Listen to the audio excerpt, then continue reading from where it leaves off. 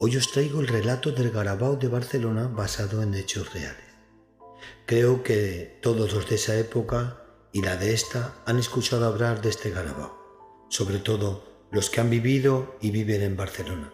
Dejad vuestros comentarios si habéis escuchado hablar de él. Mi mamá, la puebrecica, fue víctima de este Garabao. Él le quitó el género que ella tenía. La historia del Garabao es un relato estremecedor que refleja una época de terror, abuso y opresión que marcó la vida de muchas personas, especialmente las de la comunidad gitana de Barcelona durante los años oscuros del franquismo.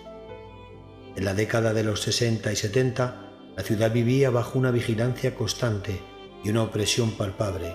Las autoridades, como José Antonio Rivero López, conocido como el Garabao, representaba esta violencia institucionalizada.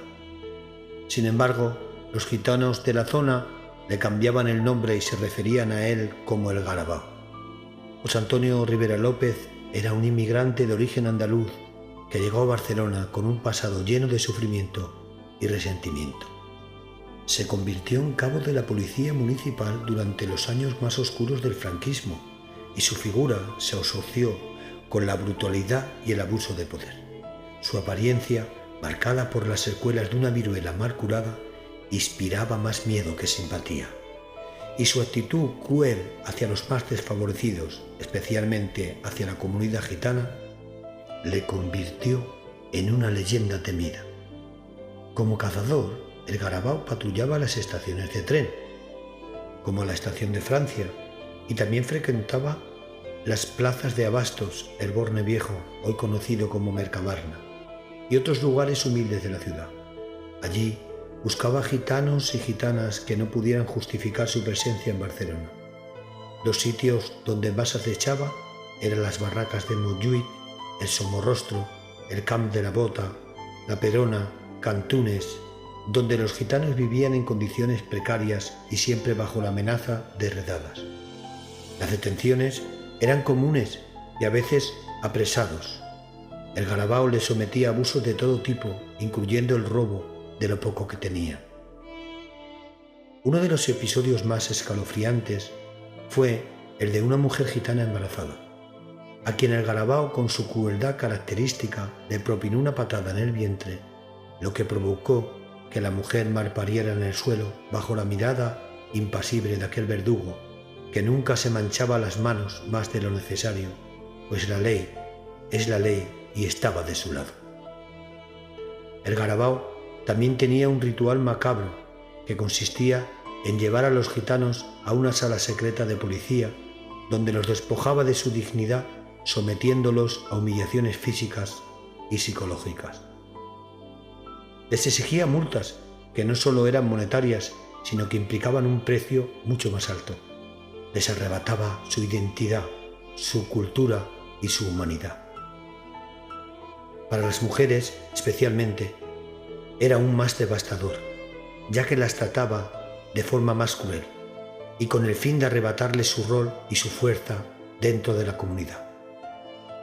Durante más de 20 años, el Garabao actuó con impunidad, amparado por el régimen franquista.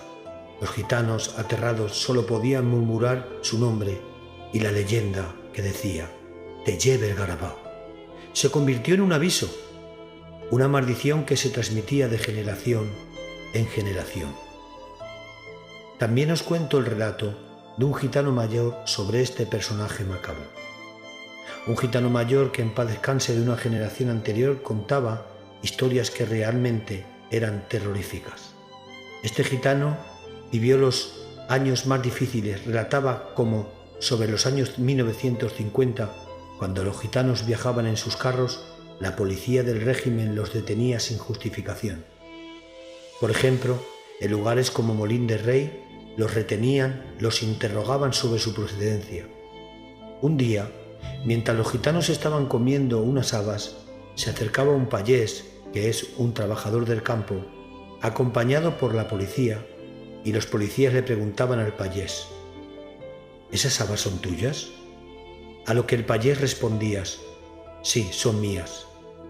Pero los gitanos decían: «No, no son nuestras, no serían de ese lugar lo mismo serían de otro sitio distinto.